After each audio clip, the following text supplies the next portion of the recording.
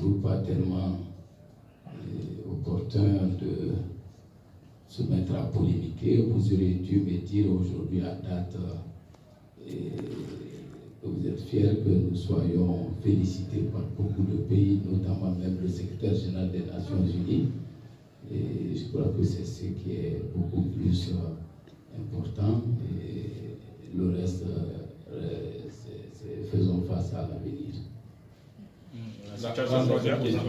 La situation. L'arrestation des opposants. Oui. Bon, l'arrestation des opposants, vous savez, on n'est pas arrêté qu'on est opposant, on n'est pas arrêté qu'on est responsable politique, on n'est pas arrêté parce qu'on est militant. On est interpellé, on est arrêté d'abord parce qu'on est citoyen.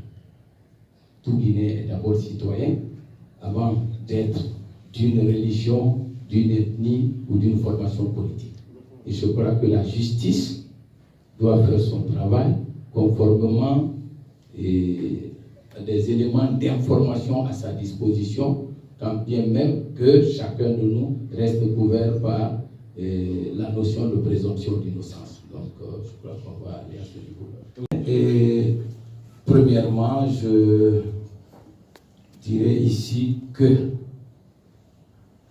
la question de dissolution de l'Assemblée nationale n'est aucune condition et de qui que ce soit en République de Guinée. Ce n'est pas un point de revendication.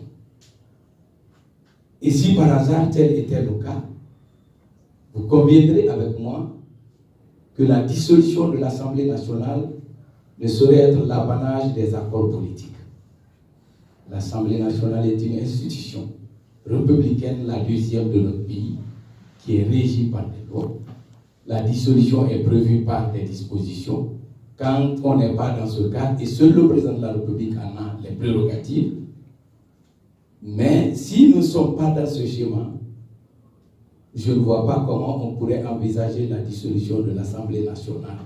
Il y a d'autres argumentaires qu'on avance sous prétexte que les principaux partis d'opposition ne siègent pas à l'Assemblée nationale.